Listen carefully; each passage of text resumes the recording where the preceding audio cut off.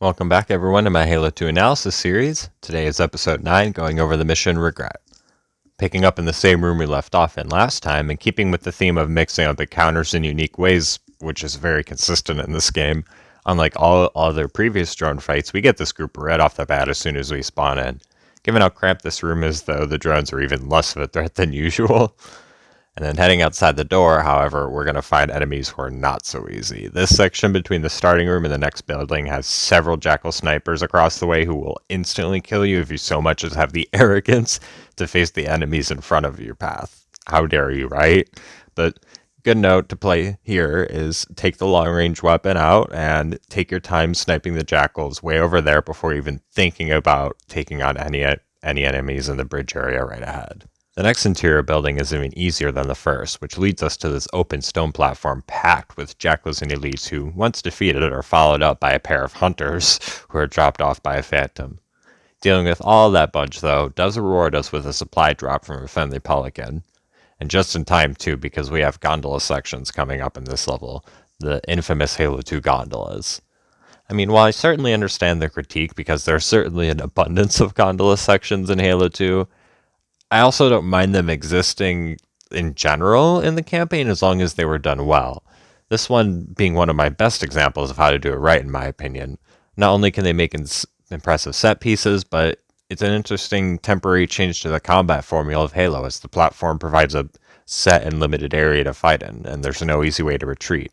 In this fight, unlike those ones in the Arbiter Flood missions, which in my opinion are not very fun, this respects our time by moving much faster, and in addition, by offering a far more, finally giving us some enemy variety with grunts on turrets, Jackals with snipers, drones, and even jetpack elites. It's not just sentinels and flood, sentinels and flood, sentinels and flood. There's a little bit of variety, and it doesn't take forever.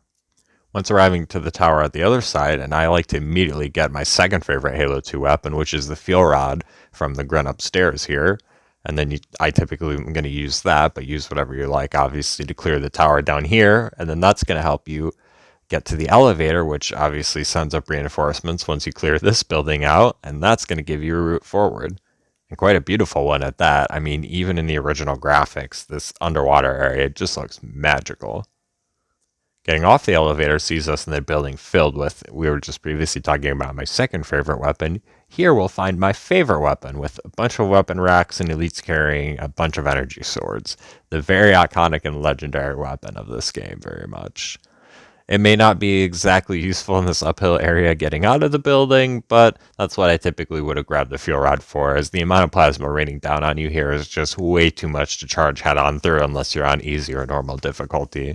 Luckily enough for us, we get a second ammo drop in the same mission. For good reason too, as this next area has a ton of fallen debris for sword elites to hide behind, and plasma grenade throwing grunts, as well as a few good open sight lines for Jackal snipers, in addition to the Phantom that comes down to drop off reinforcements, which is going to force you to take cover.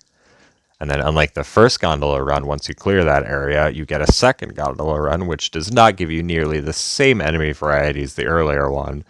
And one thing I will give it, though, is to compensate for that, it is shorter and with less total encounters, getting us to our destination in a fairly timely manner. Now this is it. Entering this building sees us as the Chief facing off against a Prophet for the first time. And honestly, I don't see why so many people are going to give this fight flack, both when it came out and even nowadays, because honestly, I've always considered it kind of a really hype moment.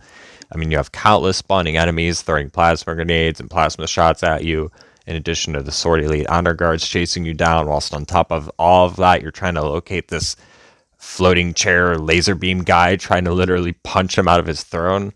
I mean, I loved it as a kid, and still to this day, it's one of the better boss battles in the Halo franchise in my eyes. And whilst on final release, the mission ends here, and we get right to the cutscene. Apparently, originally, you would have had to have fought your way out of the chaos, which I'm unsure why they cut. It honestly was a major narrative moment to give the player agency, and at very little cost, resource or time-wise, so not sure about that. But yeah, hope you liked today's video. Next episode in this series is going to see us returning to the Arbiter's perspective. So yeah, look forward to that. Love you all, and take care.